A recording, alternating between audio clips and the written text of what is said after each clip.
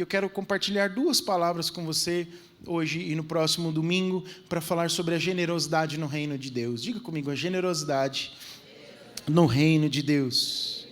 E eu quero começar hoje a falar sobre isso, sob a luz da palavra de Deus. Quero ler vários textos bíblicos com você, para trazer fundamentos e base para nós a respeito da generosidade, da contribuição, da entrega. Ontem tivemos uma primeira ação social nossa como igreja, né, em conjunto, nas ruas, entregando comida para quem precisa e roupa de frio, né? Eu ainda não conversei rapidinho com o Danilo, que estava ontem, e eu não estava porque estava fazendo um casamento. Ontem eu fiz 2 casamentos, os irmãos estão casando, a pandemia está acabando, está todo mundo casando, né? Glória a Deus, tinha uns casamentos represados, glória a Deus. Mas eu ouvi boas notícias já, bem rapidinho ali com ele, mas eu compartilhei com os irmãos que mais do que aquilo que acontece na vida das pessoas que recebem, é algo poderoso que acontece na vida de quem é generoso. Generoso com o seu tempo, com o seu recurso, com o seu dinheiro, com a sua própria vida, com o seu intelecto, com tudo que pode ser para abençoar a vida de outros. Deus nos transforma à medida que nós abençoamos a vida de outras pessoas. Quantos já passaram por essa experiência? É muito precioso isso. Então, a generosidade no reino de Deus fala sobre uma disposição completa do nosso ser. Para falar sobre a generosidade no reino de Deus, a gente precisa falar de alguns fundamentos, e eu quero falar de alguns deles hoje, para continuar no assunto na semana que vem, mas especialmente, começando agora, falando com você sobre a relação entre Deus e o dinheiro, a relação entre Deus e a riqueza. E a primeira coisa que a gente precisa ter muito claro é que toda riqueza pertence a Deus. Repita isso comigo, toda riqueza pertence a Deus. Primeiro, por direito de criação. Muitos ricos, muitos poderosos, muitos homens de sucesso têm dificuldade de compreender essa verdade. Porque às vezes parece, nós mesmos, né? Quando conseguimos e conquistamos alguma coisa, às vezes a gente se esquece de Deus na equação. Deus com o seu papel fundamental na equação do nosso êxito, do nosso sucesso. E por causa do grande sucesso que alguns têm, ignoram a soberania de Deus, a sabedoria de Deus que lhes é dada e a provisão de Deus para o seu próprio sucesso. Então, o homem moderno, ele considera-se muito senhor de si. Por quê? Porque ensina-se muito sobre superação, sobre trabalhar duro, sobre concorrer bem, né, jogar bem o jogo do mercado. No capitalismo isso é muito enfatizado, nós precisamos estar sempre bem preparados, e isso é uma cultura do mundo pós-moderno. Então, é parecido com aquele homem rico lá de Lucas 12, 19, né? Eu coloquei esse texto aí, ele diz o seguinte: e direi a mim mesmo, você tem grande quantidade de bens armazenados para muitos anos. Então descanse, coma, beba e alegre-se. Esse é um pouco do coração humano a respeito daquilo que se pode ter ou de que se conquistou e que se tem na vida. Mas tudo existe, tudo aquilo que foi criado, tudo aquilo que existe foi criado por Deus e para a sua própria exaltação. No Salmos de número 24, capítulo 24, verso 1, diz assim: do Senhor é a terra e tudo o que nela existe, o mundo e os que nele vivem. Está aparecendo o versículo aí? Leia comigo bem forte.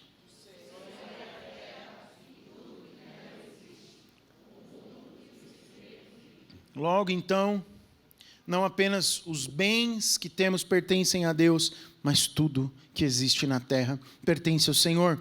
Em Gênesis 1, lá no início da Bíblia, a gente percebe e vê Deus que criou o céu e a terra, e tudo Ele fez pelo poder da sua própria palavra. Foi Deus quem criou todas as coisas. Então, a doutrina da criação em si está no cerne, está no centro da compreensão das riquezas dos bens terrenos. De novo, é importante você perceber o que eu falei agora. A doutrina da criação, ela está no cerne da nossa compreensão a respeito dos bens terrenos. Por quê? Porque foi Deus quem criou tudo. Foi Ele quem fez todas as coisas. Nada temos por nós mesmos, nada foi uma invenção nossa, tudo pertence a Deus. Quando entendemos isso, a nossa perspectiva a respeito de dinheiro muda completamente. Talvez você possa achar que, e aí eu vou voltar um pouquinho na história, que o Bill Gates foi um grande criador. Quem viveu da minha geração e sabe o que é fazer um curso de datilografia e ter feito um upgrade, de ter mudado de uma máquina datilográfica mecânica para uma digital, porque ter uma máquina de datilografia digital era algo sobrenatural. Elétrica, não era nem digital, era elétrica. Impulsos elétricos, está vendo? Eu já sou muito moderno, eu não estou muito acostumado com essas coisas velhas. Mas eu digitei, porque a gente já falava digitar até na máquina de escrever. Para quem não sabe, eu trabalhei por 6 anos da minha vida num cartório. Então, eu datilografava muito, né? Então, tinha que usar todos os dedinhos, não só que nem vocês, que são Nutella com o dedo só hoje. Eu fazia com todos. Com os dedões, inclusive, tudo aqui, entendeu? Já não sei mais muita coisa. A Deise era mais expert do que eu. Mas aí vem um cara chamado Bill Gates e cria uma coisa chamada o quê? Vocês não sabem? Já está velho assim. Windows. O primeiro foi o 3.1. Eu participei da migração lá do cartório para isso. Aí você fala, nossa, o Bill Gates mudou a história da humanidade. De certa forma, ele teve uma relevância enorme.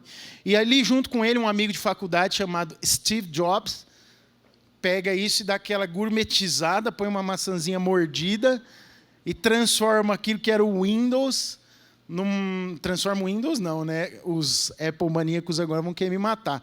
Mas ele faz uma revolução. Então, a revolução da informática, na nossa vida como um todo, e aí não é só no mercado de trabalho, é algo sobrenatural. Para ter o que a gente tem hoje, para poder se comunicar com a Índia em tempo real, né? E aí a tecnologia vem acompanhando tudo isso. Você fala, uau, o homem é muito inteligente. Quantos já ouviram essa expressão? O homem é inteligente demais. O homem é muito capaz. E eu estou falando de uma parcela muito pequena de ciência tecnológica aqui. Quando você vai pensar nos descobrimentos que têm sido feitos a respeito das galáxias, do universo, recentemente, né, o empresário lá britânico foi para fazer uma viagem de 6 minutos que ele ficou lá no universo, vendo a Terra sei lá de onde, né? Eu não pensei muito bem para falar disso, de fora da órbita terrestre, né? Então, deve ser uma visão maravilhosa, né? Por 6 minutos, acho que eu ia gostar de ter essa experiência. Mas custa 1,5 milhão, né? Sei lá se é de dólares, 1 milhão para uma viagem que dura 1 hora para chegar, aí você rompe a órbita terrestre, fica 6 minutos lá e começa a descer de novo. Deve ser uma experiência linda. Uau, o homem é muito inteligente. O homem é muito sábio. De onde vem tudo isso, irmãos? De Deus. Quem pode compreender a mente do Senhor? Ninguém. Tudo vem dele. A sabedoria humana, por mais alta que ela esteja, por mais evolutiva que ela seja, e de anos em anos, de tempos em tempos, de década em década, a gente observa isso na humanidade, tudo pode ser uma comprovação, não do intelecto humano, mas da sabedoria de Deus derramada sobre a vida do homem e da sua criação. O homem, por meio da sua própria sabedoria, dada por Deus, vem descobrindo o tamanho de Deus e o poder de Deus naquilo que Ele criou. Então, quando você compreende que toda a riqueza foi criada por Deus, tudo vem de Deus, você passa a ter um relacionamento diferente com os seus próprios recursos, levando então você a viver uma vida não como dono de tudo, mas como mordomo, gerente, responsável por administrar aquilo que o proprietário de tudo te deu, a saber, o próprio Deus. Ele te deu coisas para que você pudesse administrar, mas você não é dono delas, eu não sou dono delas, eu sou administrador daquilo que Deus me deu. Então, por direito de criação, mas também por direito de capacitação, Deus é dono de toda a riqueza. De criação, é por causa daquilo que eu falei. De capacitação, você vê Deus concedendo saúde, forças, oportunidade para trabalhar e ganhar dinheiro, acordar todos os dias de manhã. Foi Ele quem disse isso ao povo de Israel. Leia comigo Deuteronômio 8, 17 e 18, o que Ele fez a respeito da vida desse povo que saíra do Egito para a terra prometida. Leia junto comigo. Não digam, pois, em seu coração, a minha capacidade e a força das minhas mãos ajuntaram para mim toda a riqueza. Mas lembrem-se do Senhor, do seu Deus, pois é Ele que lhes dá capacidade de produzir riqueza, confirmando a aliança que jurou aos seus antepassados, conforme hoje se vê. É lindo. É Ele quem te dá a capacidade de produzir riqueza. Aleluia. Alguém aqui quer mais riqueza? Sim ou não? Diga amém. Amém. Se a pessoa do teu lado falou que quer, diga para ela assim, então olha, Deus te dá a capacidade de produzir riqueza, está em você. Aleluia. Se você quiser, já libera uma palavra de fé. Senhor, capacita meu irmão nesses dias para produzir grandes riquezas. Quem sabe não temos novos Steve Jobs aqui no nosso meio, que vão criar algo superior, algo mais excelente. Glória a Deus. Davi salmodiou da seguinte forma, Salmo 127, 1, um texto que eu já falei muitas vezes aqui, se não for o Senhor o construtor da casa, será inútil trabalhar na construção, se não é o Senhor que vigia a cidade, será inútil a sentinela montar guarda, porque por mais que a gente faça alguma coisa, é Deus quem no fundo está fazendo por nosso intermédio. Deus está fazendo, está trabalhando a todo momento por intermédio dos filhos amados que Ele adotou. Aleluia! Paulo, escrevendo a Timóteo, na parte C do versículo 17 do capítulo 6, ele diz assim, Deus que tudo nos provê ricamente, para quê? Para a nossa satisfação. Ele é tão bondoso e tão amoroso que nos provê do melhor para que nós possamos, aleluia, ter satisfação naquilo que é a provisão dele. Então nós precisamos entender nosso papel nisso tudo. Deus dono de tudo, Deus se reserva o direito de abençoar exatamente quem Ele quer, os esforços de quem Ele desejar. Isso nos traz crise às vezes. Está na mão de Deus liberar sobre a nossa vida ou não as riquezas, sem que para isso seja exigido de nós fé, obediência, santidade, ofertas. Deus não está interessado no quanto que você pode dar. Se você fez um cheque de R$1.000 hoje, e cheque nem tem, né? Um Pix. Se você fez um Pix de R$1.000 hoje, ou se você não fez um Pix já há um mês, Deus não se condiciona a isso para te abençoar com as riquezas que Ele mesmo te capacita a criar. Não tem nada a ver com o que você pode dar. Então, se você achou em algum momento da sua vida, você que me ouve, que quanto mais você ofertar, quanto mais você der de dízimo na igreja, isso vai produzir mais riqueza para você, eu queria frustrar a sua expectativa hoje. Biblicamente falando, não é possível. Deus abençoa quem Ele quer, da forma como Ele bem entender. Isso não está relacionado com o que você pode fazer. Está vendo como frustrou um monte de gente isso? Mas isso é a mais pura verdade. Eu posso falar por experiência própria. O próprio Davi escreveu, o que tenho eu, Senhor? O que eu posso te oferecer?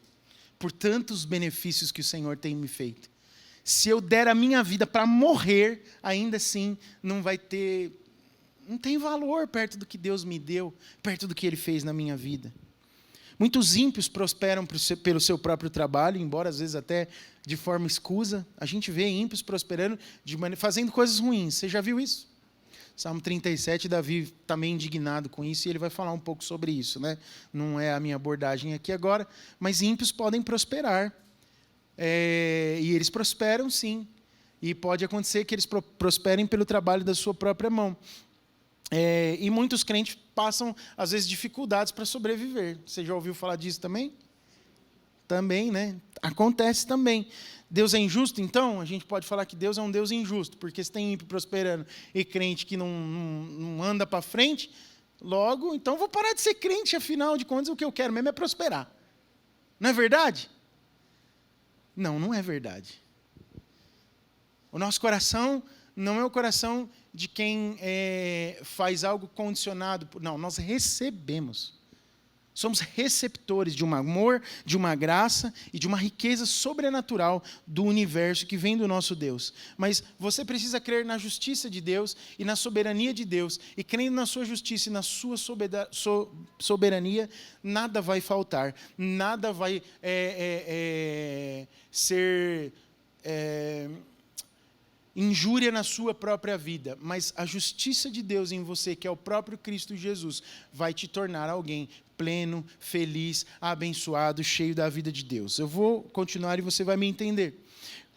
Nós precisamos apenas ter uma consciência muito clara, somos gerentes daquilo que o proprietário do universo nos deu para cuidar.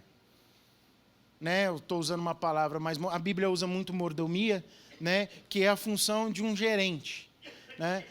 Para você entender aquilo que o patrão dá, aquilo que o proprietário dá para o seu gerente cuidar na sua empresa, na sua fazenda, nos seus negócios, é o que nós somos em relação a Deus. Deus nos deu algumas coisas para cuidar.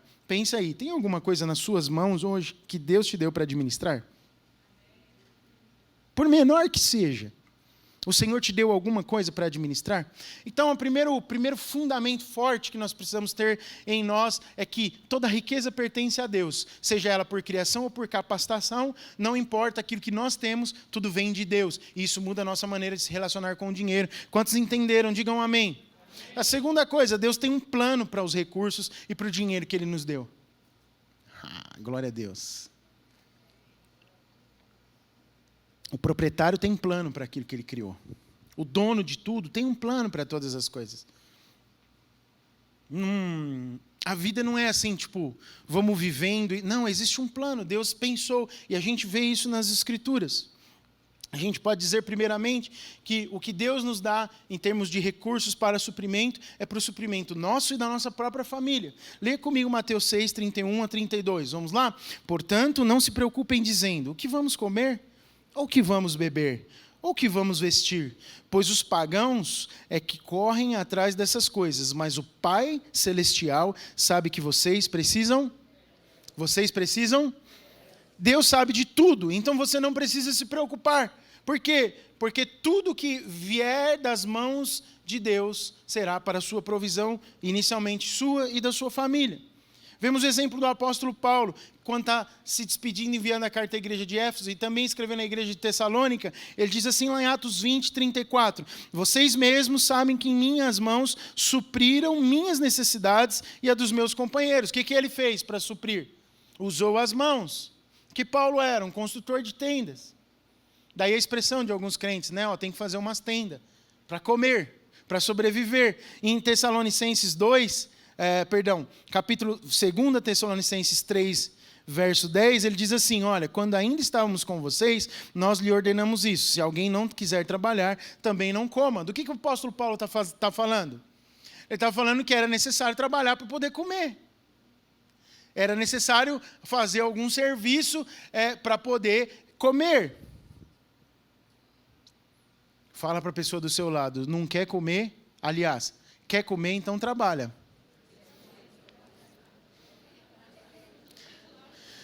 Tem gente que só quer comer. Criança quer o quê? Comer. Às vezes a gente tem umas crianças grandes demais, né? Que come, que é uma beleza. Vai precisar trabalhar também. E é tão precioso, né, que tem um tempo da vida que a gente vive suprido por Deus. Meu pai brinca comigo, olha, agora, quando eu casei, aos quase 23 anos de idade, eu tinha 22, para 23, ele falou, agora você me deve quase 23 anos de comida, hein, cara? Brincando, obviamente, né? Eu falei, pai, foi comida, hein? Foi um grande investimento.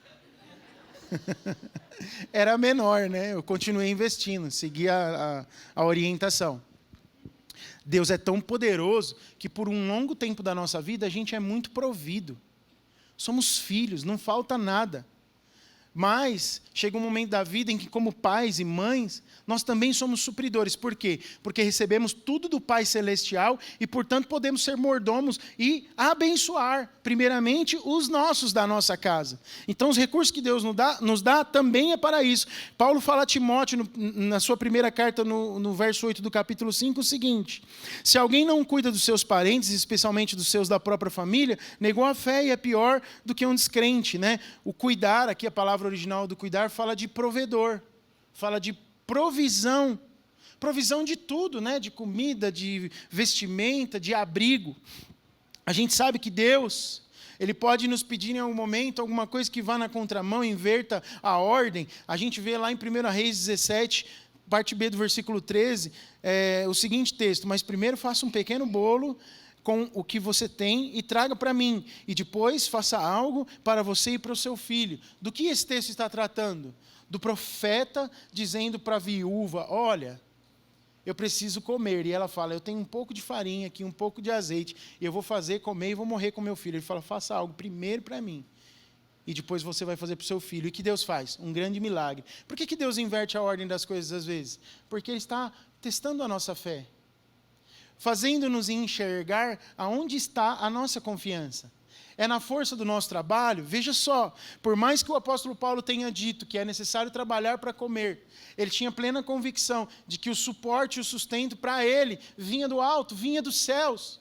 Nós precisamos trabalhar, e Deus às vezes muda a ordem das coisas para nos enfatizar, para mostrar para nós aquilo que é a realidade dos céus, para nós aqui na terra. Ele é o provedor de todas as coisas, mas você deve trabalhar. O fato de Deus ser o provedor soberano não diz para mim que eu preciso ou que eu não precise trabalhar. Mas a condição para o trabalho, saúde, força, vigor, inteligência, sabedoria, vem dele também. Por capacitação, ele é o provedor de todas as coisas. Logo, nós fazemos isso porque nós não somos um fim em nós mesmos. Nós fazemos isso para abençoar. Para abençoar primeiramente os nossos. Portanto, você vê que Deus faz algumas coisas às vezes para mostrar o seu milagre. Quantos aqui já experimentaram milagres sobrenaturais do céu, de provisão financeira na sua vida? Digam amém. Não foi só a viúva de Sarepta, né? Nós temos no tempo presente a manifestação do poder de Deus por meio dos seus milagres. Vemos uma estratégia terrível do inferno sobre a vida das famílias, que são vícios, bebidas, vícios em bebidas, jogos, drogas lícitas, né, como o cigarro, por exemplo, o fumo, mas também, às vezes, drogas ilícitas, que faz com que aquilo que deveria ser para suprimento da casa vá pelo ralo. É uma estratégia do inferno essa. Às vezes você vê pais que ganham até um salário razoável, que daria para dar uma condição até razoável e boa para suas famílias. Mas o vício, o bar, o jogo, a sinuca, o baralho, o bingo, o fumo, a cachaça, a desgraça, rouba o dinheiro e joga pelo ralo. Quantos já ouviram falar de uma situação como essa? Isso é do inferno. Deus está provendo alguma coisa, mas a mordomia é completamente ignorada por um ser humano que está vivendo na miséria, mas podia estar vivendo abençoadamente. E às vezes tem um servo, um filho, uma filha ali, que precisa de milagres naquele ambiente. E Deus é um Deus que faz milagres, até que o roedor das riquezas de Deus seja destruído na vida dessa família. Então, enquanto isso, é quando existe esse bom rendimento dentro de casa, mas por causa de má mordomia, ou má administração, ou falta de administração, se gasta tudo em coisas supérfluas, simplesmente vivendo a vida sem pensar em nada, e aí passa-se necessidade. Come Big Mac, mas às vezes não tem roupa para vestir adequada. Porque o Big Mac está caro hoje, o número é muito caro. E para aquilo que oferece, acho que o meu hambúrguer lá de casa está melhor, viu? O hambúrguer que eu faço com a carne moída mesmo, eu apertando assim, ó. É melhor do que aquele lá, e é caro. Eu dei o exemplo do Big Mac, meu Deus do céu, agora vamos falar que eu não gosto do McDonald's. Não, eu gosto também, está tudo bem, eu como o McDonald's também, raramente, né? Mas para me referir a coisas supérfluas. Às vezes as pessoas invertem a ordem de prioridade das coisas. Tudo te é lícito, mas em algum momento da vida, alguma coisa que você fez, você não vai poder fazer num outro determinado momento. Então você precisa ser bom administrador. Eu vou entrar nisso mais na frente, mas não quero falar especialmente sobre a mordomia hoje. Mas a primeira coisa para a qual Deus te dá suprimento e recursos financeiros é para que você supra a sua própria necessidade familiar, sua e dos seus próximos. A segunda coisa, para abençoar outras pessoas. Deus faz isso. Nós não temos no Brasil um nível de pobreza tão acentuado como em outros países do mundo. A Índia, por exemplo, alguns países da África. Mas nós vemos claramente uma preocupação de Deus nas Escrituras com os pobres, as viúvas e os órfãos. E eu posso emprestar um pouquinho daquilo que a gente ouviu nas 2 últimas semanas. No próximo slide meu aí, tem alguns textos que reforçam isso bem rapidamente. Salmo 10, 14 diz assim: Tu és protetor do órfão. É o final do versículo esse. Deus é o quê? Protetor do órfão. Oséias 14, 3, também no finalzinho do versículo 3, ele diz: Tu amas o órfão. Em Salmo 68, 5 diz: Pai para os órfãos órfãos e defensor das viúvas é Deus em sua santa habitação. Ele é provedor para essa classe de pessoas. E Tiago 1,27 diz o quê? Leia junto comigo bem forte. A religião que Deus...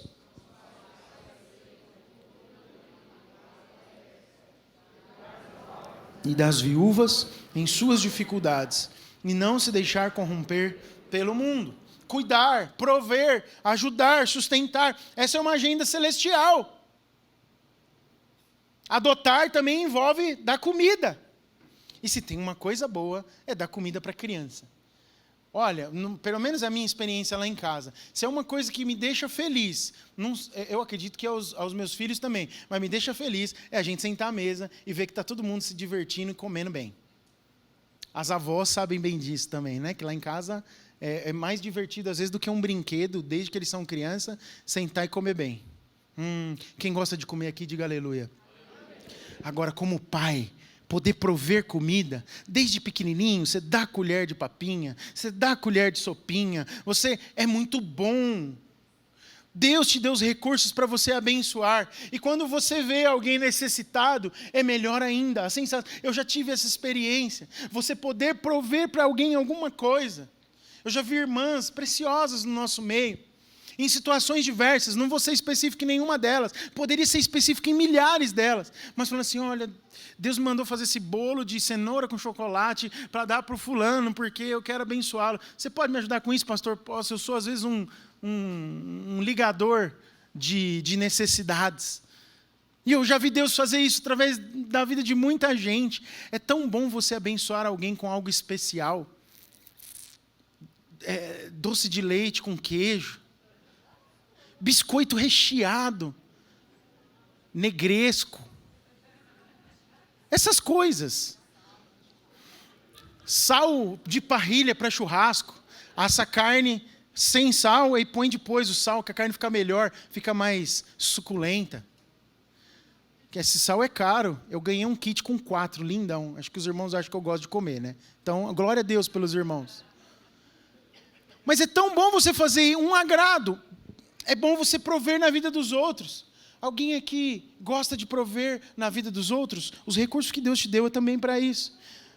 A gente pode fazer isso de forma direta, mas também de forma indireta. De que forma indireta? Quando você abençoa as vidas das pessoas, ofertando, sendo dizimista na vida da igreja. Por quê? Porque os recursos que a igreja usa são também para esses fins. E um projeto social pode ser muito mais impulsionado e alcançar muito mais a vida das pessoas na comunidade. Então você pode, não tem desculpa para que você não seja um provedor. Deus provê os recursos para isso. A gente vê o trabalho da igreja primitiva lá em Atos, capítulos 2, 4, 6, onde os pobres, as viúvas, as pessoas necessitadas eram supridas pela igreja. Isso só era possível porque tinha gente que contribuía generosamente. A igreja fazia isso desde o seu início. Então, primeiro para o suprimento pessoal e da família, depois para o suprimento de outros, terceiro para o sustento da obra de Deus. Deus te dá recursos financeiros para o sustento da obra de Deus. A gente deve fazer contribuições sistemáticas e que sejam generosas, partindo do nosso coração, por causa da gratidão de sabermos que as riquezas que temos vêm de Deus. Esse deve ser o coração do cristão. Eu aprendi isso muito cedo na minha vida. Acho que vivi por um bom tempo com isso sendo como uma lei incutada na minha mente. Mas a excelência disso não está em isso ser uma lei para você. Porque teve um momento da minha vida que eu descobri o prazer de poder simplesmente entregar aquilo que o Senhor já estava me dando graciosamente. E essa é a beleza de se entregar algo aos pés do Senhor. Não é num altar, não é aqui, não é num lugar fisicamente, simbolicamente santo, não. É uma atitude de coração. O lugar santo onde você adora a Deus é como Jesus disse para a mulher samaritana em João capítulo 4. Uns querem me adorar num monte, outros aqui ou acolá. Mas o Pai procura verdadeiros adoradores que o adorem onde? Em espírito e em verdade. Quando você oferta, quando você entrega dízimos ao Senhor, não diz respeito a um lugar físico, diz respeito a uma intenção do seu coração convertido em amor a um Deus super gracioso que te deu tudo. É sobre isso. A igreja, que é um organismo, que é espiritual, ela é sustentada pelo Senhor. A gente já ouviu diversas vezes, ela é sustentada pelo Senhor. Mas talvez seja certa ignorância dizer, Deus não precisa de dinheiro. Eu posso dizer que, por causa de um coração endurecido, que não oferte ou que não entregue aquilo que tem recebido do Senhor na sua obra, Deus não vai parar por causa de um coração endurecido. Sim ou não? Porque nada para o plano de Deus. Então não é por causa do meu endurecimento ou do seu endurecimento que algo projetado por Deus não vai acontecer. No entanto, é necessário um quebrantamento de coração, para que a gente possa contribuir com o reino de Deus. E isso é poderoso quando acontece na vida da igreja, porque uma igreja próspera é uma igreja que é generosa. Famílias prósperas são famílias generosas. Famílias que amam entregar, abençoar, ver os outros felizes, ver os outros comendo bem, ver os outros viajando. Quando você vê alguém viajando, você fica com raiva ou você fica feliz? Esse pode ser um bom termômetro da sua generosidade. Dízimos e ofertas servem também para o sustento dos obreiros, pastores, para o envio de missionários. Não é por causa dos exemplos maus, infelizmente a igreja contemporânea observa exemplos maus. Algumas igrejas baseadas na teologia da prosperidade. Você já ouviu falar da teologia da prosperidade? Basicamente, qual é a essência da teologia da prosperidade? É um toma lá da cá. Entrega o máximo que você puder, que Deus vai te devolver algo sobrenaturalmente superior àquilo. Então, por isso tem desafios. Esses dias eu vi um videozinho, porque agora a internet potencializou tudo, as coisas boas e as ruins, não é verdade? Principalmente em tempos de pandemia, porque todo culto acabou. Vocês viram até o Balaciva lá, a transmissão, a equipe de transmissão deles é aquele suportezinho para o celular aqui. Então tem que transmitir. Transmitiu tudo, foi para a rede, está na rede, já era, né? Está na rede, eu vi um videozinho com um pastor falando o seguinte, o voto hoje é de 121. O quê? Reais. Porque 121 reais, você faz o Pix, eu vou botar nesta arca, tinha uma arca do concerto, esta arca passará a madrugada comigo no monte e vai chover provisão do céu sobre a sua casa. Só que você tem que dar 121, o voto hoje é de 121. E aí tem voto de tudo, né? Voto de 1.000, voto de 599, se acha razão para tudo. De 777, afinal, o 7 é o número da perfeição, né? Seria um bom voto. Do 333, do 222, tem voto de tudo. Isso é bíblico? Não. Isso é absolutamente estratégia humana para arrecadar dinheiro. A igreja não se trata disso. Me dá certa ojeriza. Uma vez eu entrei fisicamente, pessoalmente, numa igreja assim, e tem várias, hein? Não dá nem para falar placa de uma só. Ou para pensar uma placa de uma só. E não deu para assistir 15 minutos de culto, porque eu estava na hora do louvor, no começo do culto. Começou já pedindo, falou, vai preparando o seu cheque, vai preparando o seu cartão, vai preparando o dinheiro que você trouxe, porque daqui a pouco vai passar um obreiro recolhendo. Então eu falei, eu quero dizer que Deus é santo, que Ele é bom, que eu sou grato por estar aqui. Não tive a oportunidade em quase meia hora. Não dá. Por quê? Porque a ênfase é no quê? Dinheiro. E por causa dos maus exemplos, a gente é corrompido na nossa forma de lidar com o que Deus nos deu. Sim, a obra de Deus precisa de recursos financeiros e ela vem das mãos daqueles que têm recebido do Senhor. Você tem recebido algo dos céus? Diga aleluia. Então, é com você. A Bíblia diz que todo obreiro é digno do seu salário. Lucas 10, 7, quando Jesus envia os obreiros de 2 em 2 para pregarem e irem antes dele, está escrito assim, olha, fiquem naquela casa e comam e bebam o que lhes derem, pois o trabalhador merece o seu salário. Não fiquem mudando de casa em casa. O trabalhador é o quê? É merecedor do seu salário. É necessário ter provisão. É necessário manter-se ainda, além de tudo, os locais de reunião. Tem aluguel, manutenção, impostos, uma parafernália de coisas. Para funcionar um lugar de culto, a gente precisa de muitas coisas.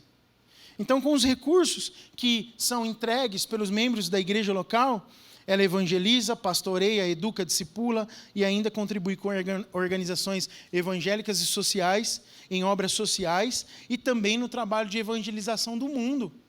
Eu me vejo nessa igreja. Alguém se vê nessa igreja? Os teus recursos têm tocado ao redor do mundo, têm evangelizado o bairro onde você mora, tem servido pessoas, tem dado comida ao faminto e tem sido de provisão para a vida de muitos. Então, mais um motivo para que é plano de Deus, com os recursos que Ele mesmo nos entrega, é para sustento da sua obra. Mas tem uma outra coisa especial. Deus, quando nos entrega algo, Ele quer despertar em nós um senso de gratidão. Gratidão é chave para nós compreendermos generosidade.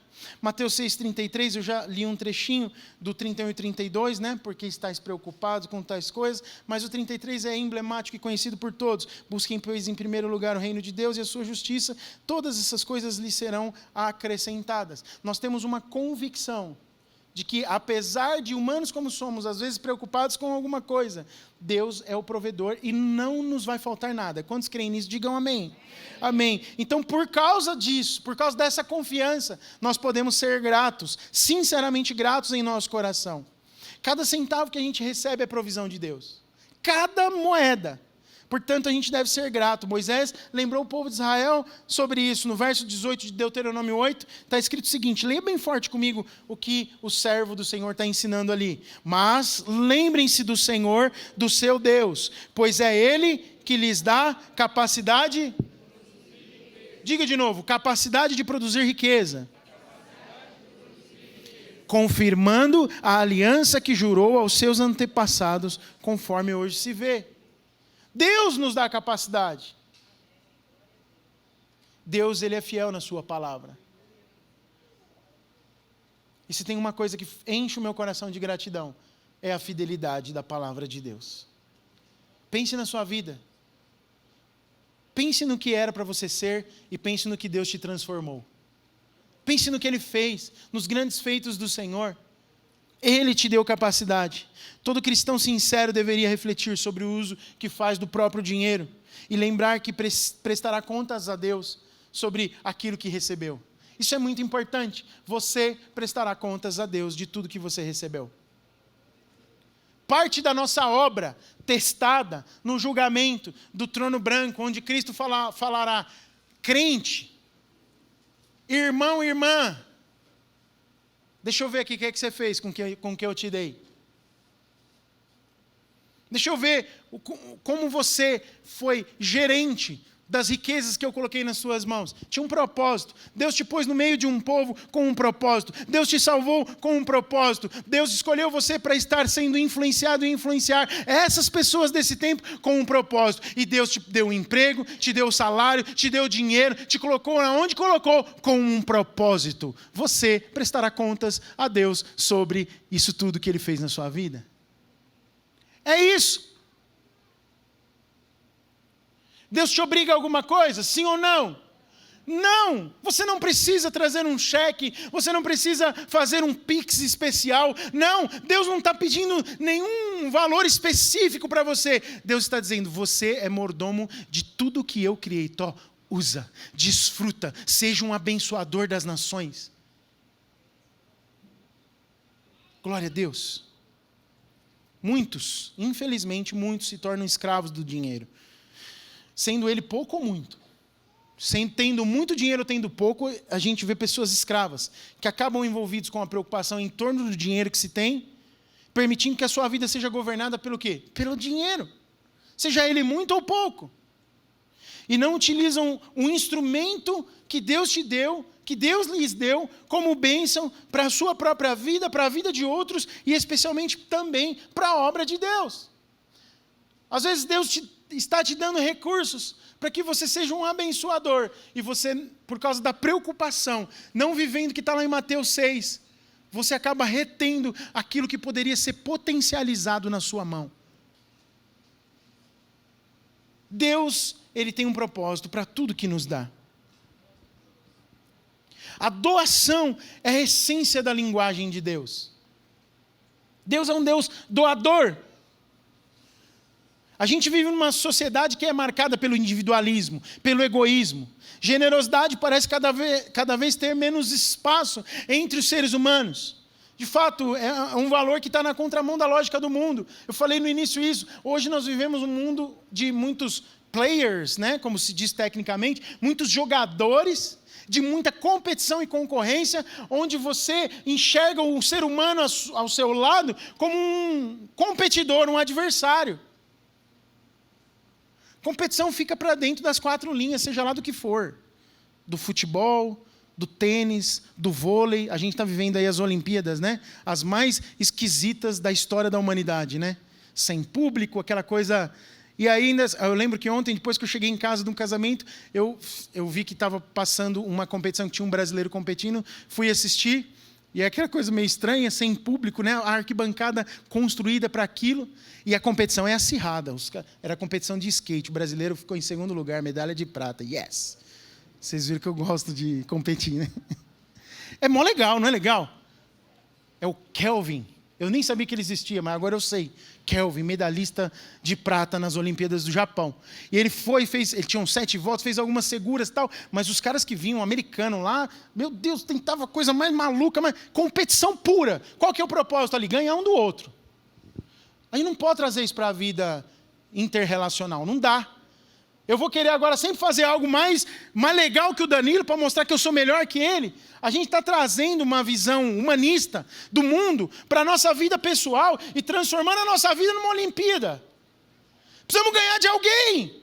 Precisamos competir. Precisamos ter mais dinheiro. Não é esse o propósito de Deus com o que Ele te deu. Muito pelo contrário. Ele quer que você seja um abridor de caminho, um impulsionador de propósitos, aquele que ao invés de querer se destacar, envie muitos para o seu destino profético. Isso às vezes envolve você colocar os seus recursos.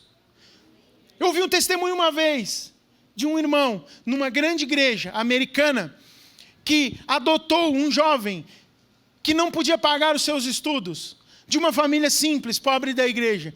E ele falou com os pais do menino, falou, eu queria apoiá-lo. Ele pagou todo o ensino médio, a formação dele, dando para ele o melhor que ele podia, e também a sua universidade. O menino se tornou um grande profissional na área dele. Não é lindo isso? Ele não adotou o menino tinha pai, tinha mãe, mas não tinha condição financeira para aquilo. Será que nós vamos ver isso na nossa igreja um dia? Alguém que fala assim, eu quero pagar a faculdade de TI para aquele garoto ali, porque eu vejo que ele é especial, ele tem um potencial muito grande, mas a família dele não está assim, podendo pagar aquela faculdade, e eu tenho esse recurso, eu com tudo que Deus me deu, sendo um bom mordomo, vou pagar a faculdade desse menino. Ou dessa menina. Aleluia. Eu acho que isso pode se aproximar um pouco daquilo que a igreja primitiva vivia, de vender os seus bens e abençoar o outro. O irmão lá que tinha uma BMW, uma Ferrari, ele vendia um dos dois e abençoava o outro. Aleluia. Parece que isso nos dá um choque. Dá uma incomodada. Te incomoda? Mas não é legal? O que você preferia ser? O jovem que ganha a faculdade de presente de um irmão da igreja? Ou a pessoa que dá a faculdade de presente para alguém? O que você preferia ser? Fala aí, Deus vai ouvir o que você vai falar. Fala. Fala isso para os céus. Sabe por quê? Porque o Senhor é aquele que te faz produzir riquezas. E segundo o coração que Ele mesmo coloca em você. Ele é poderoso para derramar, para fazer as conexões mais absurdas na sua vida e colocar recursos dos céus à sua disposição para que você seja um dispenseiro e um bom mordomo na vida daquele que precisa ser investido. Eu creio nisso demais. É tão bom quando eu faço um apelo aqui, olha, não falta nada nesse sentido. Irmãos, eu preciso de provisão, preciso de mantenedores para a escola de música, que a gente tem tocado aqui, e aí a aula com professores, às vezes, externa é mais cara, eu preciso pagar os professores, né? Sempre alguém vem com um recurso, e Deus tem provido isso, e os adolescentes têm estudado música, e nós temos mantido o Ministério de Louvor da igreja ativo, e isso vai crescer, vai aumentar, e eu louvo a Deus porque tem provedores e provedoras dos céus. Aleluia. Você pode aplaudir Jesus porque existe provisão do céu na nossa vida. Glória a Deus. Rick Warren disse o seguinte: quando você dá, você se parece mais com Deus. A gente é mais parecido com o Senhor quando a gente entrega com o coração aberto. Uma das maiores provas na vida de um cristão é a sua relação com o dinheiro. É um teste para nós isso. O dinheiro é um teste de Deus para a nossa vida. O pastor Robert Morris, ele escreveu um livro chamado Uma Vida Abençoada. Eu pensei aqui uma frase, um trecho, que diz o seguinte, leia aí comigo. A forma como você lida com o dinheiro revela com destaque quais são as suas prioridades, as suas lealdades e a sua afeição. Na verdade, isso está diretamente relacionado com muitas das bênçãos de que você desfrutará ou não na sua vida. Aquilo que você vai experimentar em termos de bênçãos na sua vida terrena está relacionado diretamente com a forma como você lida com os recursos financeiros, com o dinheiro que Deus tem te dado. Quantos creem nisso? Digam amém. Você crê nisso mesmo? Então a gente precisa melhorar cada vez mais a nossa forma como lidamos com o dinheiro. Qual é o inimigo da generosidade? É o egoísmo. Tiago 3,16, lê bem forte aí comigo. Pois onde há inveja e ambição egoísta, aí há confusão e toda espécie. Uma ambição egoísta produz males e confusão. A gente já nasce egoísta, mas quando renasce em Cristo Jesus, a gente renasce generoso. Por quê? Porque a nossa mente ela é transformada. E aí nós mudamos o chipset da mente, né? Passa a ser agora generosa. Não é mais uma mente que só atrai para si, não. É uma mente liberal para abençoar. E isso só é possível por meio do quê? Do nascimento, do novo nascimento em Cristo Jesus. Falar isso que eu estou falando aqui para quem não é nascido de novo é bobagem. Não serve, não dá. Por quê? Porque eu já tenho mais do que me preocupar. Eu tive um amigo, já devo ter falado isso aqui algumas vezes, a esposa dele não sabia quanto ele ganhava de jeito nenhum. Eu falei, por que, cara, que a sua esposa não sabe quanto você ganha? As contas são separadas? São separadas. Ela tem a dela, eu tenho a minha. E a gente estava vivendo um momento bom, ganhando bem, tanto eu quanto ele, por oportunidades legais na empresa. Falei, mas poxa vida, é maior celebração em casa. Recebi R$100 de aumento, yes! Recebi R$1.000 de aumento, uau! Você celebra isso com a sua família, na sua casa?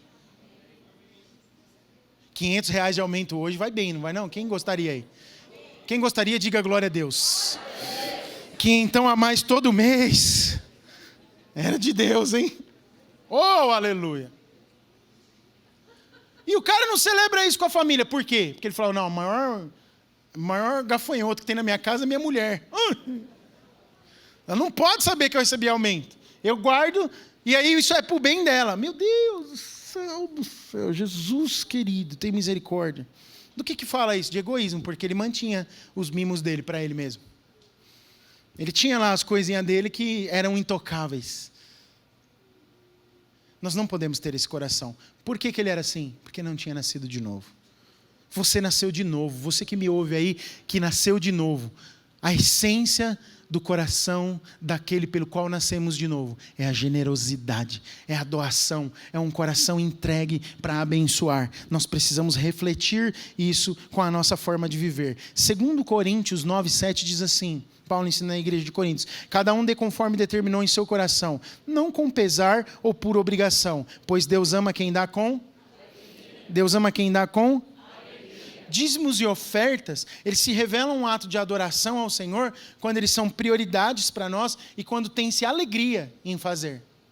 É necessário alegria e dar-se prioridade. Pastor, que prioridade? Não, tem que fazer parte da minha agenda. Eu lembro que uma vez na minha vida, depois de muito tempo, que eu já ofertava, eu aprendi isso. Olha, faça uma programação sistemática de oferta. Porque oferta, a gente, pelo menos eu tinha esse hábito, eu pegava o que tinha no bolso. R$2, R$1, uma moeda, alguma coisa. Eu já vi pastor fazendo apelo de oferta até assim, olha, eu quero fazer um desafio a você agora. Você vai pôr a mão no bolso, vai tirar o que você tem e vai dar a nota maior. Comigo não funcionava muito porque eu nunca tenho dinheiro no meu bolso. Mas eu passei a ser mais sistemático nisso. Né? Ainda mais com os meios digitais. Então, separa um valor de oferta, conversa em casa. Seja esse que faça isso. Separa o valor do dízimo. Converse em casa, fale sobre isso. Lembre-se que Deus provê para você sustentar a sua família, para você cuidar dos seus, para abençoar a vida de outros, mas para suprir na obra de Deus. Separe os seus valores aí.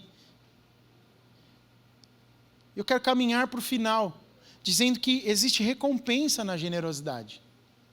Mateus 10:41 diz assim: quem recebe um profeta porque é profeta, receberá recompensa de profeta. E quem recebe um justo porque é justo, receberá recompensa de justo. Existe recompensa em você ser generoso com as pessoas. Em João 12, a gente vê Maria, a irmã de Lázaro, derramar o vaso de alabastro aos pés de Jesus. Esse relato está em João, né, no capítulo 12, mas a gente vê ele também em Marcos e em Mateus. E o texto de Marcos diz assim, Marcos 14:9. Eu asseguro que onde quer que o evangelho for anunciado, em todo o mundo, também o que ela fez será contado em sua memória. Diga comigo a parte final desse versículo. Também. Diga mais uma vez. O que essa mulher fez? Ela ofertou 1 ano de salário num vaso de perfume para honrar e exaltar o nome de Jesus. Foi altamente criticada, especialmente por aquele que cuidava das sacolas do dinheiro, Judas, que não estava tão preocupado assim com os pobres, como ele disse. Mas do coração daquela mulher exalava não só o perfume que ela derramou aos pés de Jesus, mas exalava generosidade, que era fruto de gratidão. A memória de uma pessoa generosa é lembrada e honrada, mas a memória de uma pessoa avarenta, ela não é lembrada como de uma pessoa generosa. A memória do avarento muitas vezes é esquecida, a gente não quer nem falar, porque nos traz tristeza e pesar ao coração. A mulher dessa passagem foi recompensada. Jesus disse que ela seria lembrada. Aonde o evangelho chegasse, ela seria lembrada. Ela não recebeu nenhuma recompensa ali na hora. Ela não deu um vaso de alabastro e ganhou um tonel na semana seguinte do maior produtor da cidade. Como às vezes a gente vê nas promessas vazias de teologias sem fundamento e fracas. Não, ela recebeu a melhor recompensa que ela podia receber. Ter o nome dela mencionado como alguém que honrou o Rei dos Reis, com o melhor que ela podia. Pessoas com um coração grato são generosas. Quanto é de gratidão que tem no seu coração? Indo um pouco além, por que ela era grata, né? Você lembra? Jesus ressuscitou Lázaro. Esse era mais um dos motivos. Jesus, por ser Jesus, acho que eu ia querer ele todo fim de semana almoçando na minha casa, né? Marta e Maria eram da família que recebiam muito Jesus. Da cidade, quando ele estava naquela cidade, era naquela casa que ele ia. Ele havia ressuscitado seu irmão doente, morto há 4 dias. O coração dela devia estar explodindo de alegria. O ato da entrega que ela fez foi há mais ou menos 2 meses depois da ressurreição do seu irmão. O que Deus tem feito por você? É possível expressar gratidão por tanta coisa que o Senhor tem feito. Gratidão também se expressa sendo generoso e entregando. E você, recebemos muito do Senhor. A nossa salvação, ela é gratuita. A nossa saúde, vivemos dias tão difíceis, Deus nos tem provido, Deus nos tem sustentado. Uma das definições de generosidade é dar sem esperar nada em troca. Já egoísmo é quando a gente dá esperando algo em troca de Deus. É a tal da barganha. Mas Hebreus 11:6, eu termino com esse texto, diz assim: sem fé é impossível agradar a Deus, pois quem dele se aproxima precisa crer que ele existe e recompensa. Diga comigo, recompensa. Diga bem forte, recompensa aqueles que o buscam. A palavra recompensa aí no original ela é mistapodotes. Mistapodotes também pode ser traduzido como galardoador. Galardoador. Diga comigo, galardoador. Oh, vocês foram muito bem no trava-línguas. Diga mais uma vez, galardoador. Essa palavra só aparece uma vez no Novo Testamento e é nesse texto de Hebreus 11:6. Ela possui uma variação na última sílaba, que transforma o sentido da palavra, aqui nesse caso, de pagar o que se deve, e aí sim o significado, é transformado para recompensar com extravagância, da forma como foi utilizada no texto. Deus, então, recompensa com extravagância aqueles que o buscam e que manifestam fé se aproximando dele. Quantos aqui têm se aproximado do Senhor com fé e o buscado? Ele recompensará a sua busca dele com extravagância. Não é pelo que você pode dar, não é pelo tamanho do Pix ou do cheque ou da transferência que você possa fazer, mas é pela forma intencional que você o busca, porque um coração convertido e agradecido transborda generosidade. Deus não vai recompensar a quantidade do que você entregar, mas Ele vai recompensar a atitude do seu coração. Guarde essa frase: Deus não vai recompensar a quantidade, mas Ele vai recompensar a atitude do coração. Ele recompensa porque Ele decidiu recompensar. Não tem nada a ver com você, nada a ver comigo. Ele recompensa porque é a natureza dele ser um recompensador, um galardoador. Deus é bom, Deus é doador. Ele doou a vida do próprio Filho. O fator mais profundo do que a recompensa por meios materiais é que lá em Gênesis, quando você lê, Ele diz que Ele mesmo é a porção da nossa herança. Ele é a nossa herança maior.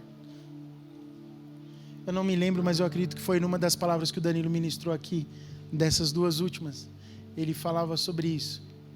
Um dia nós vamos estar plenamente com Ele na eternidade, e nós vamos ter tudo dele, tudo.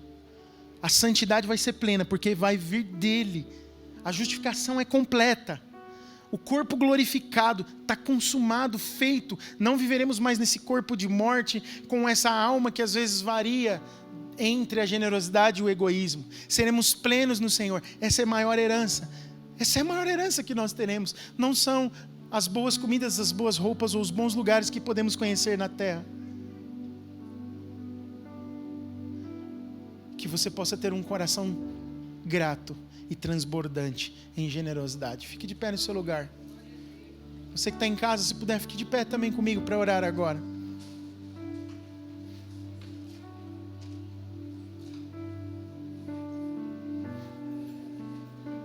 Feche os seus olhos no seu lugar.